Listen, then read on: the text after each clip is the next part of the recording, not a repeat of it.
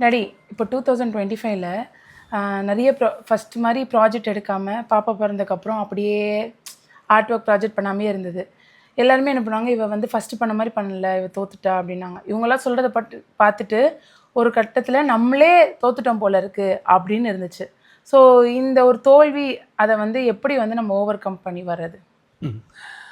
தோல்வியை காணாத மனிதர்களே இல்லைம்மா.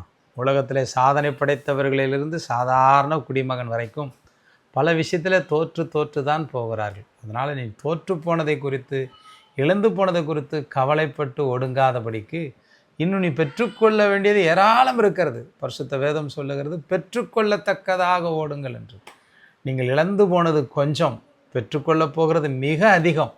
ஆதலால் என் அன்பு சொந்தங்களே, இழந்து போனதை குறித்து நீங்கள் கவலைப்படாமல் இறைவன் வைத்திருக்கிறதை பெற்றுக்கொள்ளப் போகிறதை குறித்து மிகவும் சந்தோஷப்படுங்கள். பரிசுத்த வேதம் சொல்லுகிறது, சோர்ந்து போகாமல் செயல்படுங்கள் என்று. எந்த இடத்துல நீங்கள் தோல்வியை கண்டீர்களோ அங்கே நிச்சயம் வெற்றியை காண்பீர்கள். பேதுரு எங்கே மூழ்கி போனாரோ அங்கேதான் எழுந்து நடந்தார். யோசேப்பு எந்த தெருவில் அவமானமாய் போனாரோ அதே தெருவில் ராஜரதத்தில் ஊர்வலம் வந்தார். அதே தேவன் உங்கள் வாழ்க்கையிலும் அற்புதங்களை செய்வார். இழந்து போனதை குறித்து கவலைப்படாமல் பெற்றுக்கொள்ளப் போகிறதை குறித்து சந்தோஷப்படுங்கள். God bless you.